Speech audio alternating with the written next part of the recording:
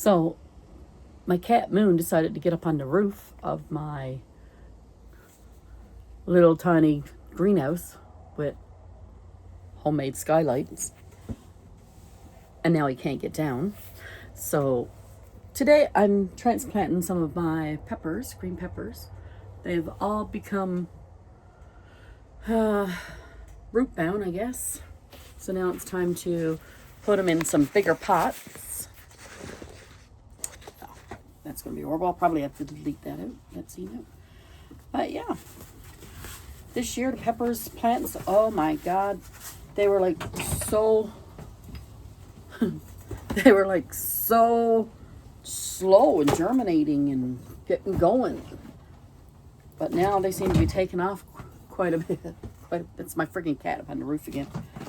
They seem to be taking off a bit now, so I just brought some buckets home from work. I didn't steal them, I asked for permission. Anyway, and then I took them and drilled some holes in the bottom. And now I'm going to fill them up with some planting mix. 03. Sometimes I usually add in a little bit of sheep manure to go along with it, just to make sure they got enough nutrients and stuff. And yeah, so that's the plans today, because I finally have some time by myself, because my son and daughter-in-law took the kids. Oh, see, nice root system. They took the kids to Grand Prairie, or out of town for the weekend, to celebrate their 1-year anniversary. They got married last July 19th. I think that's what today is. So I had a little bit of time for myself today because the kids love to visit. And so I figured I'd come in the greenhouse and just do a little bit of transplanting. Because well, I don't know if you know, but the husband got me drove nuts saying, oh, they're all root bound, you need to transplant them, blah, blah, blah. Tinksy knows a lot about planting, but he tries, God love him. So, yeah, that's one done. I have 14 more to go. I'm going to run out of buckets, I think, before I get it all done. Yeah. So, when I was home and living in Newfoundland, can't tell, I'm from Newfoundland. Still got the accent, even though I've been moved away from there for 20 years. Since 2005, anyway. And when I lived back home, lived in a little tiny town called Deadman's Bay, 300 people in the winter, because in the summertime it was only 100 people living there, because everybody went to Toronto to go to work. That's the way it was in Newfoundland. It's probably still the way it is in Newfoundland. That's why I'm out there. Had to get out. Anyway, when I was living in Newfoundland, I started planting flowers. Now, in Newfoundland, flower gardens weren't a big thing at the time. Jeez, man.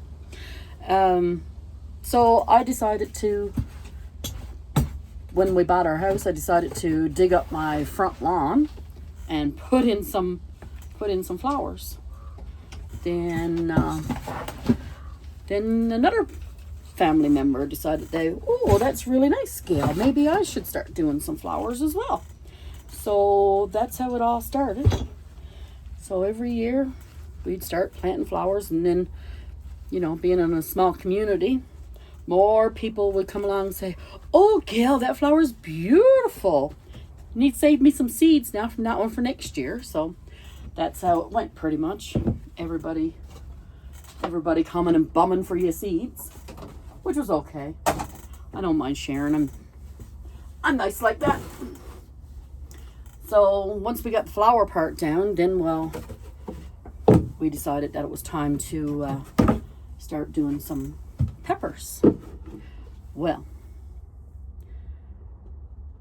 my father went and built me a big greenhouse, and we filled her that first time right tight full of tomato plants.